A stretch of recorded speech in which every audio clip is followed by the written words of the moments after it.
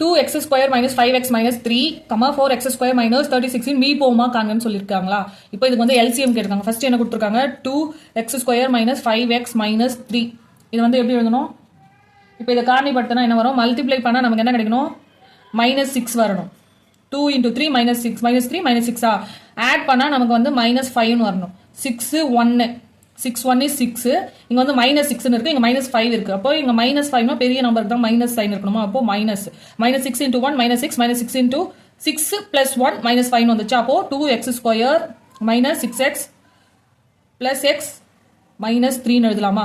இப்போ இது ரெண்டுத்துல இருந்து 2x காமனா எடுக்கலாமா. எடுத்தோம்னா என்ன வரும், x -3 இருக்கும். இங்க 1 காமனா எடுக்கணும், x -3 இப்போ இது ரெண்டுத்துல காமனா இருக்கு. அப்போ x -3 × 2x + 1 எழுதலாமா. நெக்ஸ்ட் என்ன கொடுத்துருக்காங்க, நெக்ஸ்ட் வந்து 4x ஸ்கொயர் மைனஸ் 36 கொடுத்துருக்காங்களா.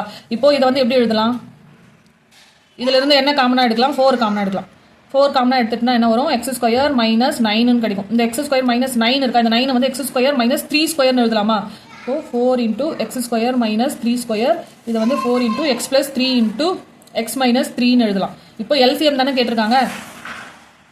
இப்போ இங்க 4 இருக்கு. நெக்ஸ்ட் 2x + 1 இங்க மட்டும் இருக்கா, அப்போ அதையும் எழுதிக்கலாம், 2x + 1. நெக்ஸ்ட் வந்து x + 3 இங்க இருக்கா, இதை எழுதிப்போம்.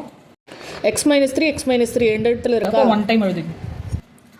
அப்போ இதுக்கான ஆன்சர் வந்து 4 × 2x + 1 × x + 3 × x - 3 option C.